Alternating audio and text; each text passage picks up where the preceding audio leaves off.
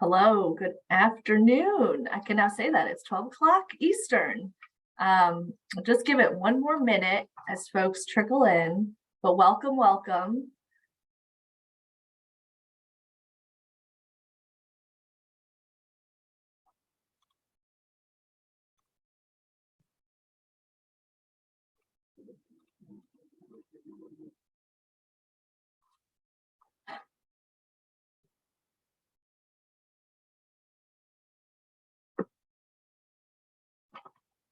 All right.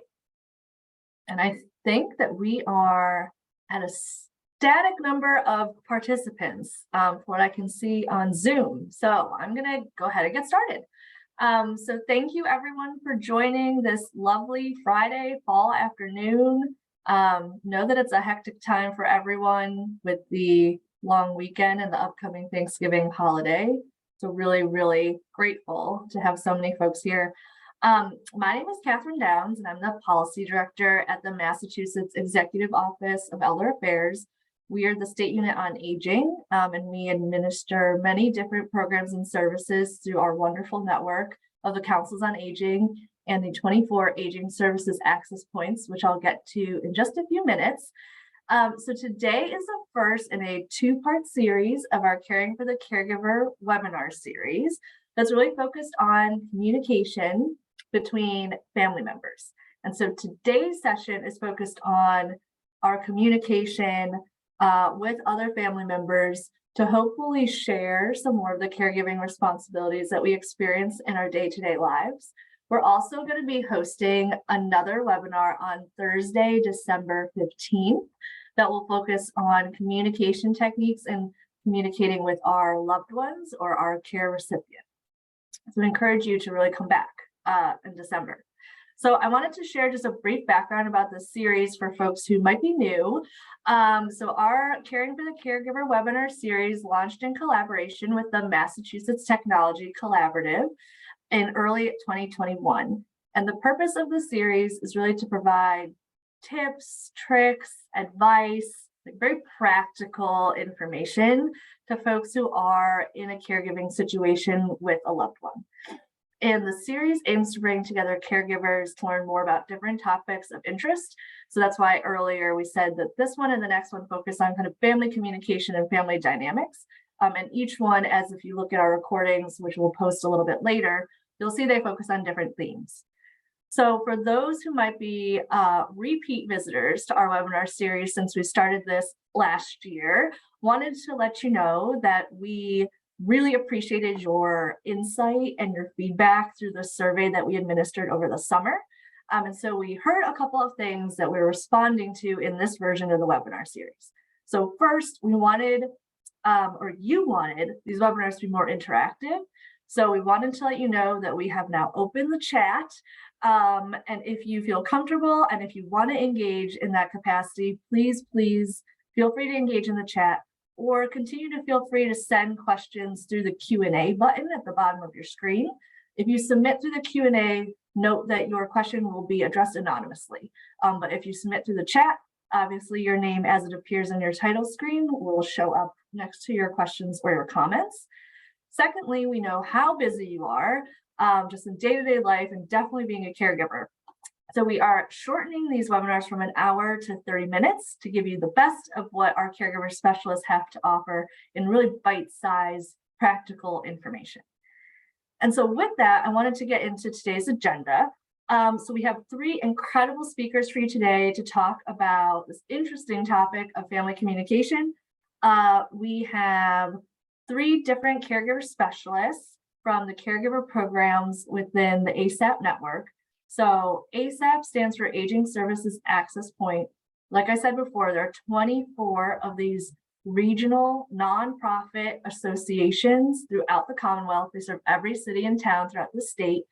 They are really the front door for any sort of information or referral or advice or delivery of programs and services that might help you if you are caring for somebody who's an older adult, or you're a grandparent raising a grandchild, etc. And our ASAP organizations offer a wonderful program called the Massachusetts Family Caregiver Support Program. And the caregiver program is free. It is a wonderful front line of defense for folks who are looking for help in their caregiving responsibilities. Whether you just need someone to talk to, you need to receive some advice to develop a care plan, or you're actually looking for services for yourself or for your loved one, please contact Mass Options to get in touch with your local caregiver program. And so with that, I want to just give a quick overview of who you will see from these various caregiver programs today and what they'll be talking about. So first we'll have Laurie Palmer. She is a caregiver specialist out of South Shore Elder Services, and she'll talk to us today about navigating family dynamics. After Laurie, we'll hear from Susan Doughty. Susan is a caregiver specialist out of SeniorCare, and she'll talk to us about effective communication with family members. And then lastly, we'll hear from Kathy Learned, and Kathy is joining us from Mystic Valley Elder Services. And Kathy will walk us through tips for getting and asking for help, which is something that I think we all can agree is a good reminder around this time of the year. In the last 10 minutes, we will do a Q&A, either through the chat or through the Q&A button you see at the bottom of your screen, with all three of our caregiver specialists in sort of a panel style. Quickly, before I turn it over to Laurie, just wanted to announce some housekeeping things. You'll see closed captions at the bottom of your screen. Those can be disabled at any time if they're distracting to you. All of our webinars are posted on the Executive Office of Elder Affairs YouTube page, which we will include in the chat. And I just want to say thank you for joining us. If you have any comments, questions, feedback to us about this webinar, please email our Mass Caregiver at mass.gov email address, which will also drop in the chat. We really want to make sure that this programming is tailored to you and what you want to learn. So please do engage with us in that capacity. So with that, Laurie, can I ask you to turn on your camera, and I will gladly pass it over to you. Good afternoon, everybody. Thank you, Kathryn. Thank you, Molly, for all that you do for family caregiver support. Thank you for all of you who are present today, especially those of you who are caregivers currently to a loved one. I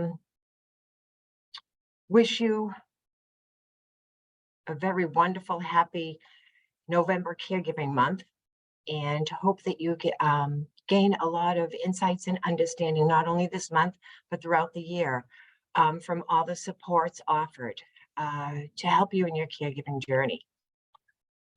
This topic is family dynamics. Family dynamics influence much of our communications. Family dynamics have a significant impact on the communications of a family caregiver, whether or not we realize it. Realizing this with awareness and understanding about our own family dynamics, and sensitively including that understanding into our caregiving practice, we can have an ongoing positive impact on our family caregiving. Briefly, looking at who a family caregiver is and what family dynamics are, can help us recognize ourselves and our families in the following concepts, roles, and practices. By one Google definition, dynamic as an adjective is a process or system characterized by constant change, activity, or progress. For example, a dynamic economy. Another Google definition of dynamic as a noun says that dynamic is a force that stimulates change or progress within a system or process. For example, evaluation is a part of the basic dynamic of the project. I think it is worthy to consider that each of us have personal internal and external dynamics influencing what we think, say, and do prior to any additional stimuli at all. One Google definition of family dynamic states, family dynamic refers to the patterns of interactions among relatives, their roles and relationships, and the various factors that shape their interactions. Because family members rely on each other for emotional, physical, and economic support, these are the primary sources of relationship security or stress. My experience leads me to believe that the mere existence of family members and non-family care partners, whether they are actively, passively, inactively, or even problematically part of the care recipient's life, can have influence on care partnering effectiveness. Who is a caregiver? A primary caregiver typically is the hands-on or eyes-on provider of most of the care most of the time. This can be an adult child living with or apart from a care recipient. This child can be a biological, adopted, or stepchild, or possibly even a person that has been treated as a child, as a care recipient's child. The primary caregiver could be the spouse of the care recipient, and this spouse could be cognitively and physically strong and able or not. This spouse can be divorced from the care recipient, a non-married domestic partner. The primary caregiver can be a sister, brother, an in-law, a cousin, a niece, nephew, aunt, or uncle, or the parent of a care recipient. I have primary caregivers who are all of these at different times, and even someone who is a friend or an estranged friend, a neighbor, or a former coworker of a care recipient.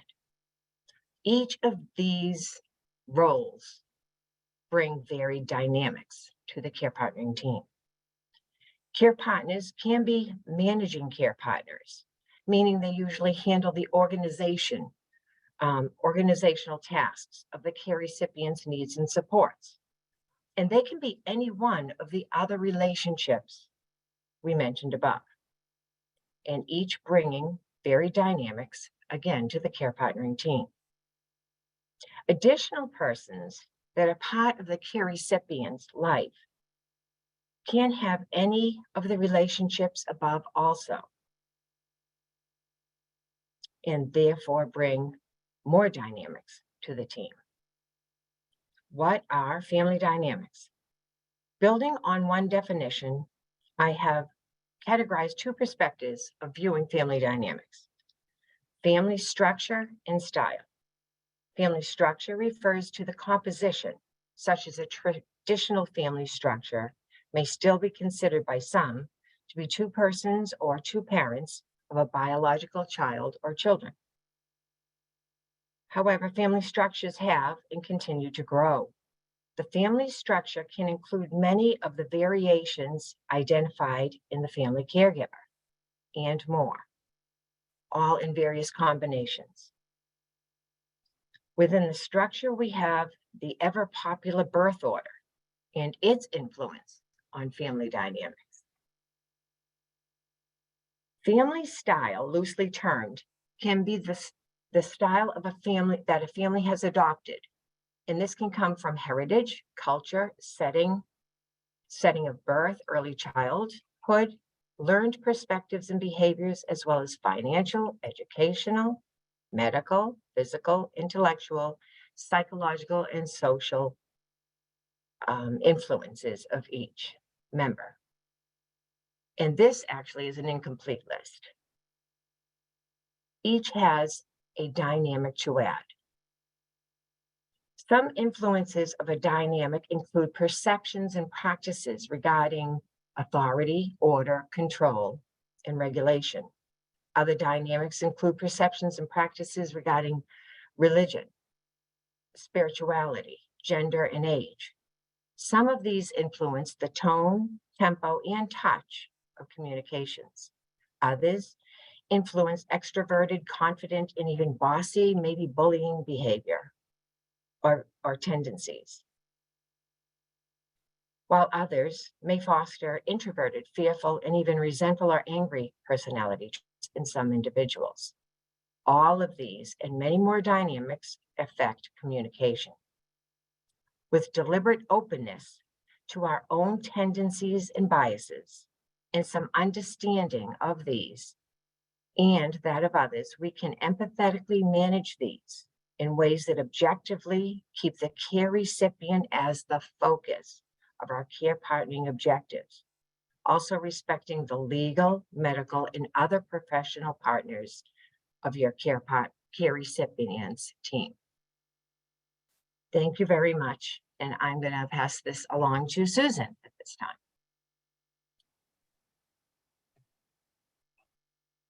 Hi, Laurie. Thank you so much. You laid great groundwork for me to begin my chat. I'd like to begin, it's effective communication with family members. Most family members have good intentions, but when they come with preconceived notions about what their care recipient should or shouldn't be doing, that right away, that throws a monkey wrench in the whole situation. So what we want to do is have a conversation about what our concerns are and also include the care recipient. And I'd like to point out, just because a care recipient may have a decline in cognition, their memory may not be what it was, that does not always equal that they're not competent to make decisions in their own life. We want to look at if anyone has done a healthcare proxy to begin with, because you can have family members who have their own ideas, but basically the healthcare proxy typically is the person who makes the final decision. This is a person who has been appointed by the care recipient. This can be done in a primary care physician's office, any medical office, in the hospital. It's just a form. The care recipient will say, this is my healthcare proxy. If I cannot make decisions for myself, for whatever reason, I want this person to make these decisions. Oftentimes that ends some of the discussions. And we want to look at our preconceived notions because that's our decision about what's best for the care recipient.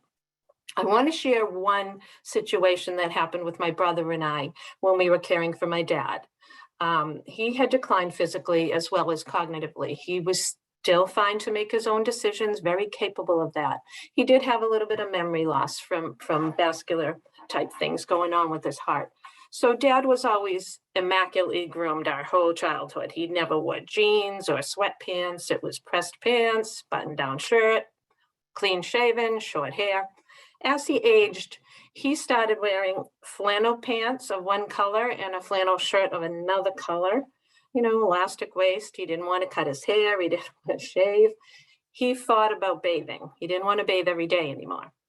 So my brother was feeling like he wasn't a good caregiver because he wasn't making Dad do the things that he always did in the past. Now, just because in the past someone was comfortable with that and that's what they wanted to do, what was important to them, that doesn't mean that that's what they want now. We have to look at what they're comfortable with now, what they're telling us. And that's what we advocate for. We also advocate for someone to make good decisions as well as bad decisions. I had an aunt that had diabetes. She was towards the end of her life. And we asked her if there was anything we could do. And she said, I'd love a big hot fudge sundae. And the nurse, being a good nurse, said, oh, that's not good. You know, that's going to cause problems. The doctor standing there said, go get her a sundae. And we all enjoyed watching her eat it. Was that a bad decision? Questionable, but she loved it. So when we say making bad decisions, we talk about if they no longer want to shower every day and they understand the consequences. They could have skin integrity issues or something else, you know, a urinary tract infection. If they understand the consequences of their decision, they have a right to make bad decisions. We want to look at our relationship with them. Our relationship with them is more important than insisting they do the things the way that we think they should be done. You can always have a conversation with the medical team, medical professional. Gee, this is what's going on. I'm concerned that that's not good for them. You know, I want to know, I think I want to push them to do this, and they can help you. There's a whole team, and families sometimes forget it's not just between them. It's between the care recipient and the medical team. They have feedback into this. Okay. It's always helpful, speaking of a team, to have like a therapist, a social worker involved, especially to moderate between families who have good intentions, but different ideas about quality of life is. And what trips up a lot of family members is we think of what's quality of life for us, like someone that might have been active that now wants to rest a lot or watch TV a lot. Now we think of it in terms of what we think a quality of life would be. Would I want to sit there and watch reruns of Lawrence Welk for 4 hours a day? That might not be my idea of an ideal way to spend 4 hours, but we have to look at the care recipient. They're calm, they're happy, they're enjoying it, they're smiling. It's about them. And the decision about whether they have capacity or not is not ours. I have one other one that is kind of funny, but I had a fellow call and say, my mom has lost it. She's lost it. We need help. She can't live on her own. The reason he judged her to not have capacity is he found a leaf blower on the stairs between the first, on the landing before the first and second floor. He asked her why that was there. She said, because when I was in my 50s, she was in her 80s, I realized I shouldn't be climbing a ladder outside to get the leaves out of the gutter. So I lean out the window and I've been doing it for 30 years. So that's a preconceived notion. I mean, ask what's going on, pay attention to your care recipient. Let me see, ask for help. So think about your own home. If you wanted someone to tell you what you could and couldn't do in your own home. Let's see. I think, yes, having an intermediary is really important, because otherwise family members are kind of at each other. No, I think we should do it this way. No, I think we should do it this way. So it's really important to have like a buffer person. Even if you don't need to go to therapy yourself, you don't feel like you need that, it's really helpful if you go to get some tools to work with family members.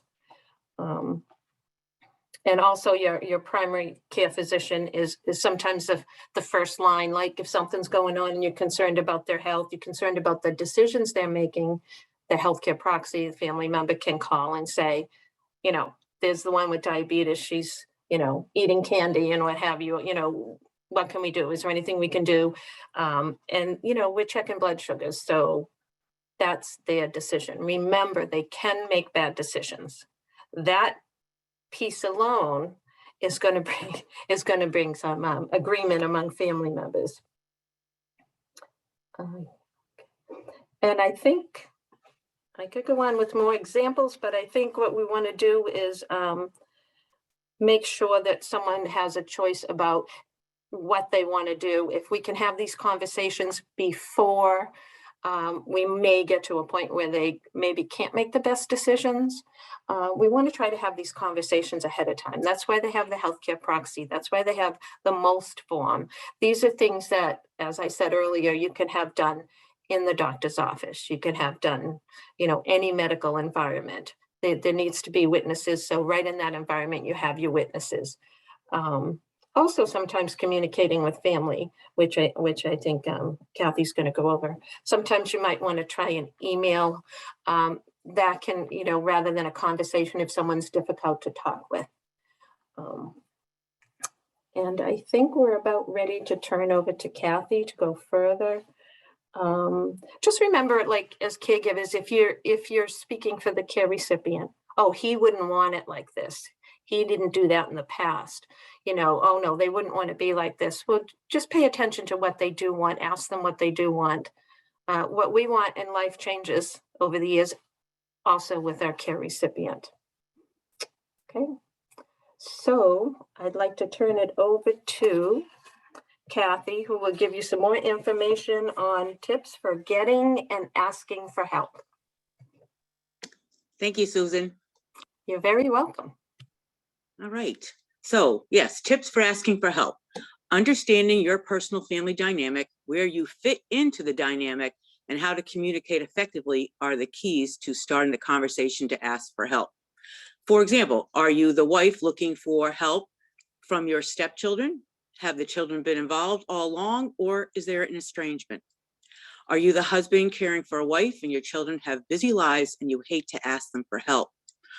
Are you the son or daughter who moved in with your elderly parents and everyone seems to let you carry the full burden of the care? Part of understanding the dynamic is to think about the pattern of behavior. Did your parent provide the support and care to that adult child that lives in the home? Did they cook for them, clean for them, did their laundry even, paid all the bills? And now that your parent needs help, they are not able to switch the roles. In some cases such as this, the child living in the home may be the one least capable of changing the role to one of caregiving rather than care receiver without a great deal of support and guidance. Or sometimes the caregiver in the home misses out on the way things used to be when family did visit because they are using that time to get out of the home to do errands rather than enjoying a visit. The new dynamic may be one of loss that we don't always think about. Part of the dynamic is to remember that in each family, we may have the same parents, but everyone else has a different experience and different relationship with parents and siblings. Therefore, maybe one of your children may be more willing to step up to help than another, or maybe one sibling may be better to step up to the plate faster. Also, family dynamics change. For example, my father was the glue that held my family together. When he passed, we looked to our mother, but that was never her role, and she didn't step into it. So, is there a new leader? Who's the peacemaker? Things change. Over the years, I've heard many caregivers say no one offers to help and they should know I need help. But not everyone is in tune with other folks. You might be, that's why you're the caregiver, but they're living their own life. The second step toward the goal of asking for help is understanding your family pattern of communication. In some families, folks have not always felt comfortable speaking their minds, their truth. And in some families, there's a lot of talking and everyone wants to be heard, but no one's really listening. In most cases, we have to understand the dance and learn how to change it. If you're not known for asking for help, your friends and family may assume you don't want it. It's not always easy to ask for help, even when you desperately need it. Perhaps you're afraid to impose on others or worried that your request will be resented or rejected. But if you simply make your needs known, you may be pleasantly surprised by the willingness of others to pitch in. Determine whether it is better to ask for assistance in person or through an email or a phone call or a text. We tend to text a lot now, but an awful lot can be lost and misinterpreted in a text message. We have to be careful that we're not misunderstood. But for some, the email or text gives them time to choose words carefully. Consider having a family meeting or a phone Zoom call so that you can talk about the need for assistance and decide best to share some of the responsibilities. Planning what you're going to say ahead of time, even in writing, might help get the conversation started. Another thing to consider is if folks do not get along, you may be better off meeting with family members one at a time. I have an example. I had recently a gentleman who was caring for his wife, and he was upset because his daughter, who he asked to move into their second floor of his two-family home for a reduced rent to help him, was not offering to help. He thought he had made it clear that he needed help, but she barely stopped in after work and never offered to stay with his wife so he could get a break. After some discussion with him, he was able to have a heart-to-heart with her and explain that what he was looking for, and that he asked her to spend a few hours with her mother so he could get out and do some errands, maybe meet a friend for coffee. He gave her some ideas on what to do they could do together, like go for a walk, go shopping. And once he had a clear menu of ideas and a schedule for her, the daughter did step up. She just didn't realize what he needed. But it may not always be that smooth if there's a lot of personalities involved. Again, analyze your family dynamic. Can you get one family member on board with you that can understand your concerns and situation so they have support from someone else when you're asking for help? Be honest, confident, kind, and respectful, and use a straightforward approach. Let them know why their help is needed. Letting someone know why they are the right person to provide help can make them want to help rather than feel obligated. If you have a close relationship with a sibling, but they do not get along with your parent, and 10 minutes alone together is 10 minutes too long, ask them to support you in another way. Maybe a family member could pay for some respite care, or maybe they can do some cooking and just drop it off. Make a list of things you need to accomplish, big and small. What task can reasonably be given to someone else? Maybe you ask them what they can offer. Can they provide some respite once a week or once a month? Maybe what you really need, some company yourself, if you live in the home with the family member that needs the care, invite them to spend time with you. Sometimes if someone has dementia and you give the family and friend a menu of ideas such as playing cards, watching a baseball game, going for a walk, making cookies can really help, because often they may be at a loss as how to fill the time, and then they may be less likely to offer again. Help the family or friend be successful. Express gratitude. If someone helps you out, tell them you are truly grateful. Positive reinforcement can go a long way. Folks like to feel appreciated. It can change the dynamic to one of unity, and you are in this together. Now, you've asked for help, and if you are not able to get friends and family to help step up, then focus your energy elsewhere. This is a quote that I think sums it up best, some wise words from Oprah. Expecting people to do what you would do in a situation only leads to your disappointment, not theirs. They're going on with their life. So let people be who they are, and either you accept it or you don't. My tip is to ask for help. And if they choose not to help, let it go, and don't waste one more minute on feeling bad about it. Considering hiring help for a few hours a week or more to ensure you get time for yourself. The best place you can turn for support is the Massachusetts Family Caregiver Support Program, which can help you identify where you can get outside help. Thank you. Now I'm going to turn it back to Kathryn. Thank you, Kathy and Susan and Laurie. Could I ask you three ladies to put your cameras on? It was like drinking from the fire hose, everything that people need to know about navigating tough family dynamics. So because we're at 12:30 and in honor of trying to keep these short and sweet, instead of going through a lot of detailed Q&A, I thought what might be beneficial is for a lightning round of final advice to folks, especially if you think about kind of, we're going into the holiday season. It's a tough time. I think it exacerbates challenging family dynamics. It brings to light new family dynamics. And now that we're living in a world where people are gathering physically again, which is wonderful, it creates that space that could have that negative tension. So do any of you, or actually I'm going to just call on you in order, if you could give just like one final piece of advice to our listeners, that would be fabulous. And then we'll close. So Laurie, if you don't mind going first, what would you like to impart on our audience today? Thanks, Kathryn. There's a few. So I think the one I'll settle on is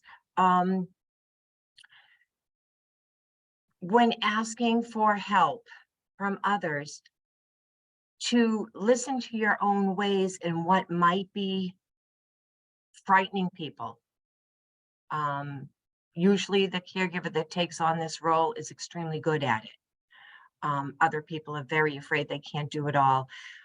So to keep the word increments, small increments in mind, ask for tiny pieces and not just broadly for help, but ask that person what they would like to share with their loved one.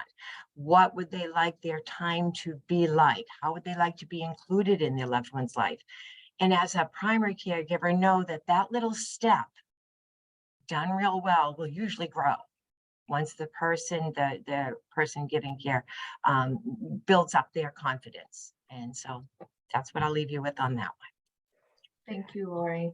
Susan. Hi again. What I would like to wrap up with is to remind caregivers that they're in a grieving process along with the care recipient. The caregivers are grieving the change in relationship.